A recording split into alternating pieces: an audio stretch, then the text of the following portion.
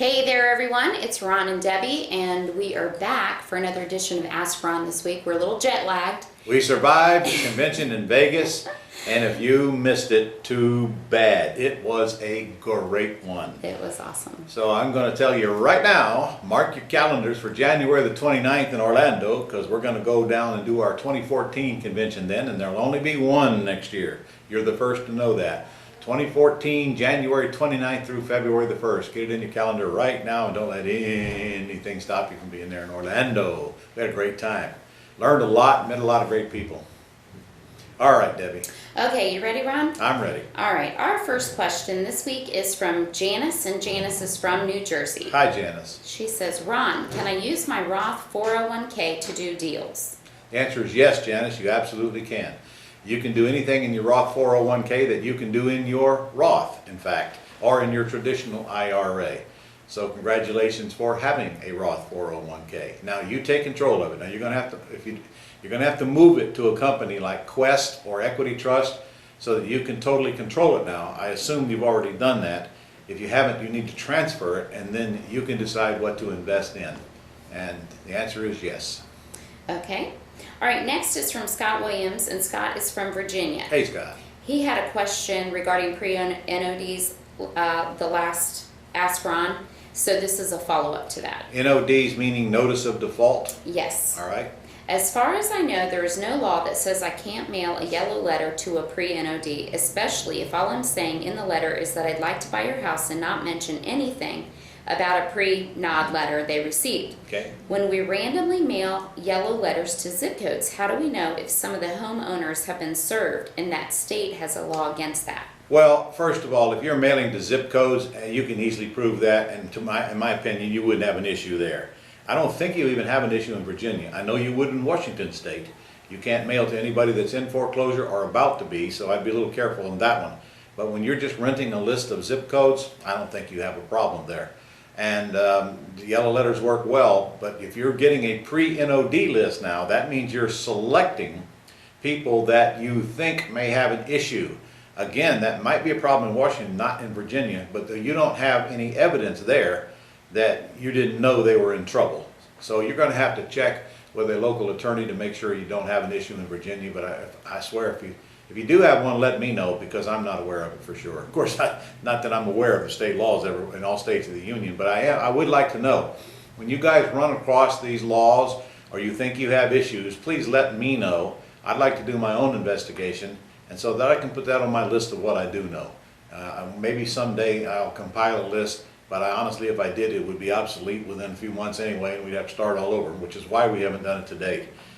We just can't keep up with all the laws in all the states. You've only got to worry about one state, and that's the one you live in. Okay. All right, next is from Tyler McWeirder from Ontario. Hey, Tyler, Canadian. Uh-huh. Okay, Tyler says, I have a coach, mentor, and we have done a lot in the 30 days I have been with him. Mm-hmm. I have a list of back-end investors to sell my homes to, and I've started making offers on 2 homes, but nothing has come from it yet. I want to start working with FSBOs, but he said we will in time. I want to start making money now, and am wondering if I really need a coach to help me out. Well, yes, you do need a coach, Tyler. We all need coaches. I have coaches, believe it or not. And I don't know who your coach is. You didn't even mention whether it was one of our coaches or not. If it was, we could fix it for you. But honestly, I don't think you'd need it fixed, because if you're working with our team, doing FSBOs will be the top of your list. In Ontario, you can do anything and everything you want. I mean, it's a great market. I've been there. I've done a boot camp there a few years ago, and we've got a lot of successful students there. But yeah, you need a coach. But if you're not on the same page with your coach, and you can't get your coach to go down the same line that you'd like to go down, then the first thing you should do is have that conversation with the coach. And if you don't feel like you're going to get satisfaction, then like with any other person you hire, you're going to have to look for someone else. That's the only advice that I can give you. If you're not using ours, make sure you call our office, because if we provide you with a coach, you will be doing FSBOs for sure, even in Canada. In fact, especially in Canada. Canada's a great market. All right. Okay, next is Vincent Hicks from Florida. Hey, Vincent. Ron, on the topic of keeping good agents and things not to do, you mentioned deposits and not to get cheap with them. They generally run 500 to 1,000 up to 2,000. Can you further explain the quote, you only need one deposit with multiple offers until your second offer gets accepted? Actually, you don't really need one deposit, because the way we buy them right now is that we put right in the contract that the earnest money deposit is due 48 hours after acceptance. And in fact, I find that standard all across the country. That's what the realtors want to put in there. Then they don't have to even deal with any deposits. Now, there are some cases where the bank makes the realtor sign a notice that they have got the deposit in the account before they'll even look at the offer. In that case, what they tell us to do is to just write a check for that $1,000 to the realtor, and they'll just hold it. And that way they can say they've got the deposit. But even if if you're working with mainly one realtor to put in your bank-owned properties, I wouldn't have a problem at all putting $1,000 in their account and letting them deposit it, and then apply it to the first one that gets accepted. But that's only if they require that. Honestly, today most of them don't. And remember, if I put in my contract that my deposit is not due for 48 hours after acceptance, that also means that I've got time to go out and look at the house during that 48 hours and make sure that I'm not buying a pig in a poke. And we've killed a couple of them when we've done that. We find things out there that we just don't learn up front. For example, I went out one time and there was 3 barking, nasty, mean dogs next door, and it scared me so bad I didn't want to get out of the car. Killed that deal immediately. So that's a real good example of what you can't see on paper and you can't see in pictures. So that's the way we make offers, guys and gals. We make them from our desk, from listing book, or from the realtor's daily feed of REOs. We make the offers based on the pictures we see and a little bit of knowledge about the area. And then we go out and look at the ones that we get accepted. And in that case, we don't put up any deposits until after we get a contract signed, or when the realtor requests us to. When the bank says orally that they're going to accept your contract, sometimes you're going to want to have to put up the deposit right then to satisfy the realtor, but no need to have a bunch of deposits floating around all over the place. Okay, all right. Vincent has another question also, Ron. Good. This is regarding comps. So he's pulled some comps: 121,000, 150,000, 181,000. Right. With the 121 being the lowest. So Right. he's asking, with the 150,000, he says the 150,000 is the listed and the 181 is the high. Is the 150,000 considered the ARV? No. First of all, I think you just said the 150,000 was the listed, which means it wasn't sold. I don't know whether that's true or false, but if it isn't sold, it's totally out of the picture to begin with. Only properties that are sold equals comps. Not sold, no comp. Listed, don't care. That's just somebody's opinion of what they think they ought to list it for. So, if the $180,000 comp is a true comp, which means it's close in square footage, it's sold recently, and it's in the same area, meaning the same subdivision now, with no major highways or no waterways between it and the comp, that's the comp I would use. I only need 1 or 2 good, solid, comparable comps to where I've got a reason to make my ARV there. Now, be careful, because ARV does not necessarily mean that's what you're going to sell it for.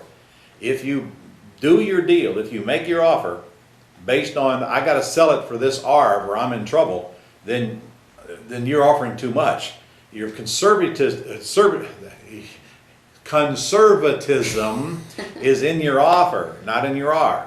Get your ARV up where you can justify, but then your offer should be low enough to where if you're even wrong, it doesn't kill your deal. And that's the whole key to making offers on bank-owned properties. Well, actually there's several, but when it comes to comps, that is the key. Remember, ARV does not equal sales price or die, because we sometimes have to sell them for below ARV, especially when they're all cash deals, selling them to qualified buyers, picky buyers.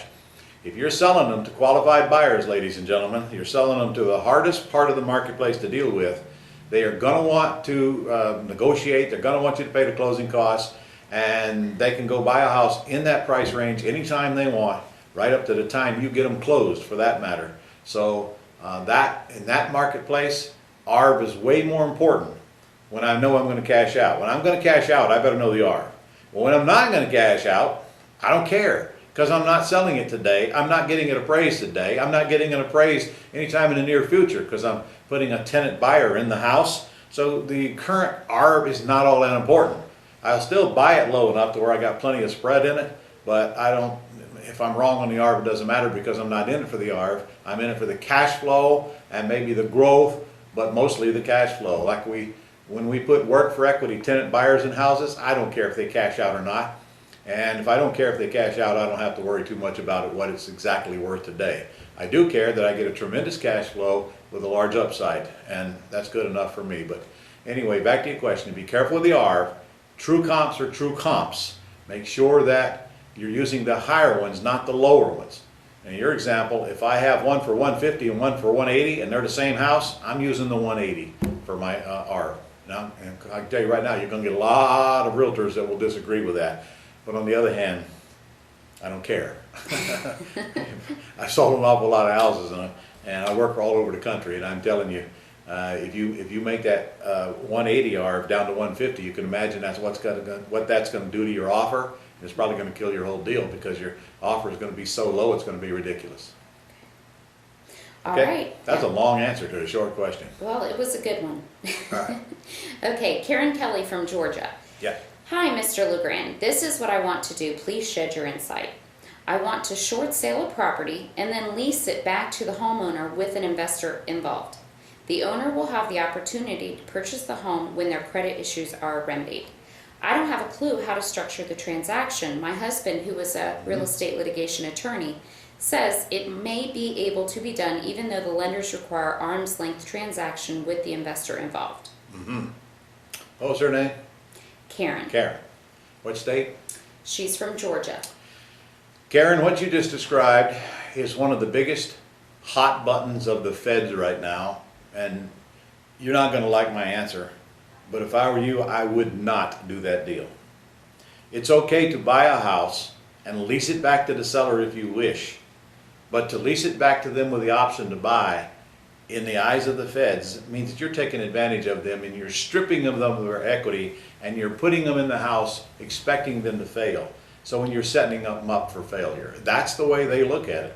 And I'm telling you, if anything is going to get you noticed by the government, that kind of transaction is if anything goes wrong. Now, I know what you're thinking, nothing's going to go wrong. I have a great relationship with this person and we love each other. Well, baloney on that one.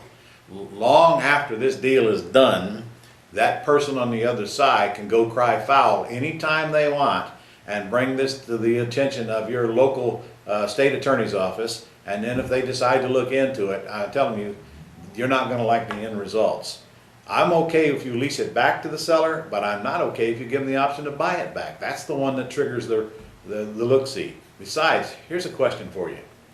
Why would I want to buy a house from somebody that's already behind on their payments and then put them in the house and expect them to make me payments? This is not going to end well, Karen. I can tell you that right now. I know that's not the answer you like, but honestly, I gave that answer for all of our other listeners, and I hope you listen to it because it seems like a recipe for disaster to me. Okay, Ron, our last question today is from Curtis Cunningham. Curtis is from Toledo. Hey, Curtis. Okay, this is regarding doing a wholesale deal on a bank-owned property. When writing the purchase-sale agreement, what method is the best way to assign the property to your cash buyer, since the banks will not allow double closing and you can't assign it to your cash buyer? All right. Curtis, I answer this question about every other week, but I'll answer it again for you. First of all, make sure you understand that you're not preparing any contracts for bank-owned properties. The realtors are going to do that, and you're going to use their forms, so don't be under the impression you're going to use your forms. The key is in how you take title to it. If you make an offer on a bank-owned property, the easiest thing to do is just make it in the name of a land trust. And then you can close on it with your buyer being the beneficial interest of that land trust. If you understand that, and your buyer understands that, and if they're an investor, they probably will, that's the easiest way to do it. See, the bank sees the deed going to ABC Corp as trustee. They do not see the land trust agreement with the beneficial interest there. And even if they did and they wanted it, you could close with you the beneficial interest and immediately assign it to your buyer if they're okay with that. Now, another way to do it is very simply the way we do it on boot camps. I put in the back of the agreement that the buyer reserves the right to close in a different entity. Now, I don't want to put that up top. I put it in the back of the agreement. And that's the way we're doing it now, and it's working. We're closing in a different entity because it's in the agreement. Now, I got to tell you, I don't know that the bank's seeing it back there. I don't know if they're catching it or not catching it. But if they sign it with that back there, they don't have any choice. They have to close in whatever entity we decide to close in. So one of those two things are gonna work with for you, if not both of them. Okay, all right, Ron, Ready? that's all we have this week. Okay, guys, see you next week. Go do some deals and let us know, and send us copies of your checks and your pictures and tell us about your deals. We love them. We're building every wall in this building is full of you. Come down to Jacksonville, see us sometime, and walk around and look at our walls of fame. See you next week.